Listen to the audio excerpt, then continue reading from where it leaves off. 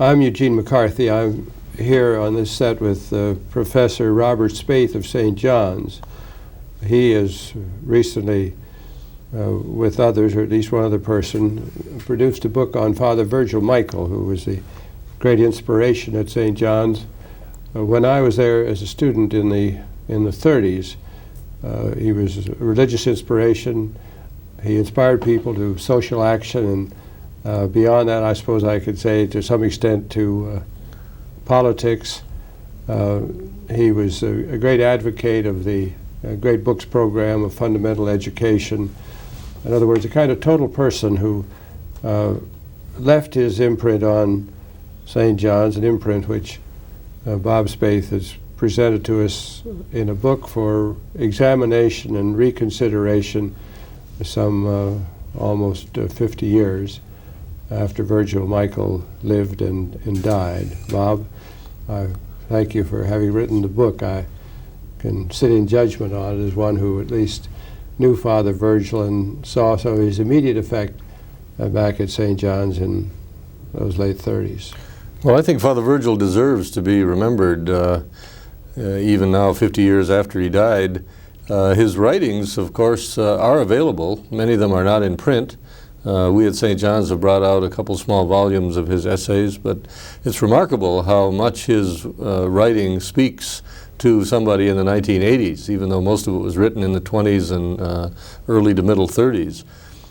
His concern about higher education, for example, I think he would probably think that we're in a worse condition now with liberal education in the country, and he was very much concerned about the direction it was going then into some sort of individualism, which was one of his great enemies in every field, that people would go to college simply to get ahead personally without any concern for their true education or the community. And that's true of many of those. Challenged the positivists, saying that there were certain principles that had to be fundamental to education. And of course, you pursued it through the years with your association at St. John's of Annapolis, and their emphasis on the great books. And I recall St. John and Father Walter, who was a contemporary of Father Virgil's, and followed him, saying that, well, really, when we're doing the right thing at St. John's, we're sort of represent what Father Virgil wanted, that this is what this school is all about. And there was always a disposition to say to kind of bring the school back to that point.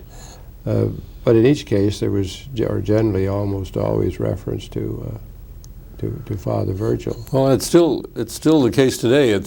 It's very easy for an American college to drift into career-oriented education, to respond to the market, as they say. Business administration. Oh, that's right, and give the students what they seem to want.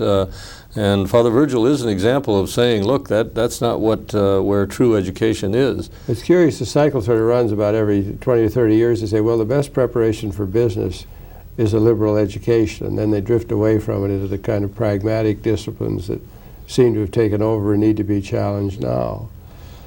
And it's sort of the same thing is true of what Virgil and others said about social justice. I've been sort of following some of the campaign debates, and the word social justice, which was a rather defined word back in those days, hardly ever appears. Or distributive justice, which is one of the terms. I'm sure you, in your book about Virgil, you make note of his emphasis on distributive and social justice. And now the talk is of equality, which is or compassion. And I suppose you could read practically all of Virgil and find no reference to compassion as a social virtue. It might be a moral virtue, but it wasn't a social or political virtue. That's right. In the political economic areas, justice was the word he used over and over. Yeah. And social justice meaning that there's a community that we live in, a small community or the whole national community, where we've got to have concern for justice for everybody. What bothered him was unfortunately, a typical American notion that if we simply work for our own material benefit, work for ourselves alone and perhaps our immediate family, that we could ignore the rest of the community. He was fond of quoting de Tocqueville, who said that individualism could be a tremendous disease in American society, in fact, could destroy it.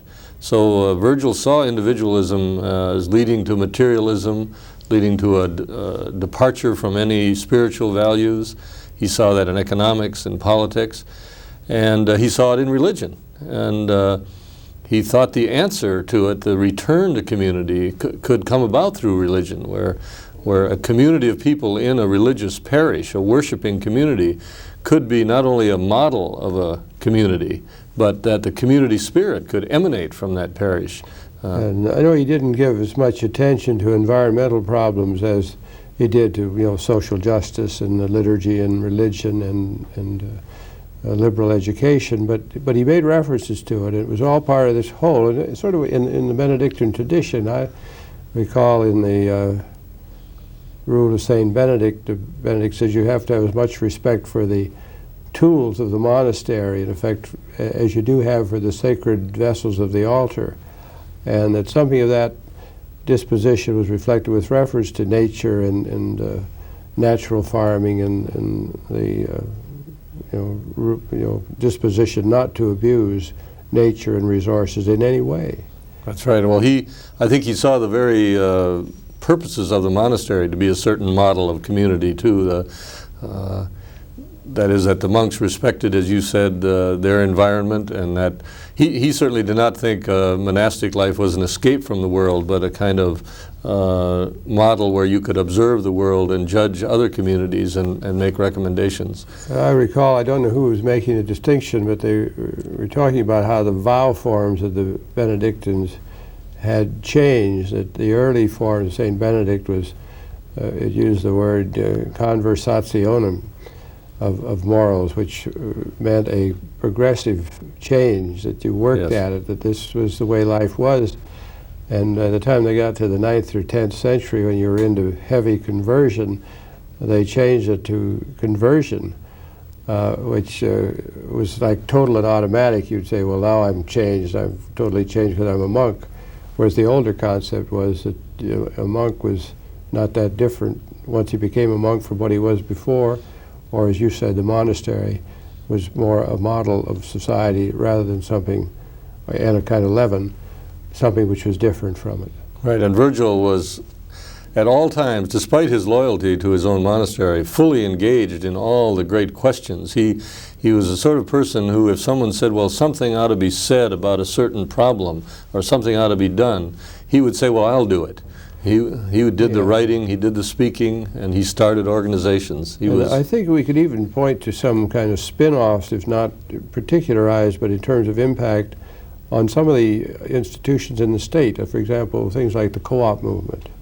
That's right. And I suppose maybe even some of the farmer organizations. He didn't organize them, but what he had to say would encourage people to say that this is an institution that I ought to be involved in.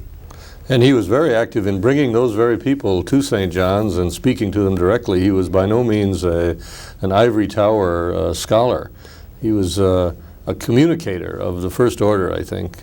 Yeah, I suppose a mark of his leadership is he died young, but he left his influence in both persons and institutions, and I assume your book lists some of those for us. The strongest influence, I think, is in his own church, in the Catholic Church. His ideas about worship and the Roman Catholic liturgy had a great effect on Vatican Council II. They really did follow his ideas in reform of the liturgy. But the effect of the liturgy on the wider community, I think he would now think we've still got a long way to go. I remember I was at the Vatican Council and the Bishop of St. Cloud was there, and many things would come up and the bishop would say, well, we already have that. We know about that.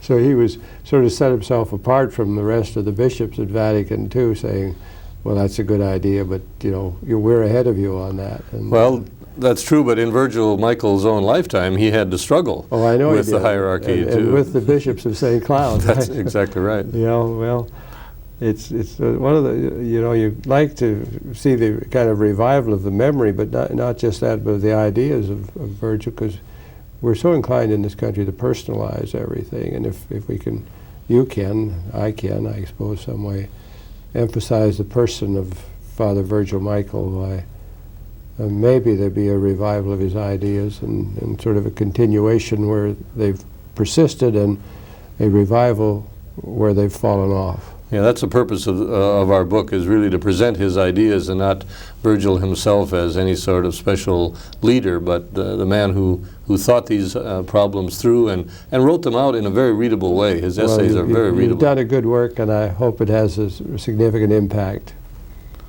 Thank you. All right, Bob.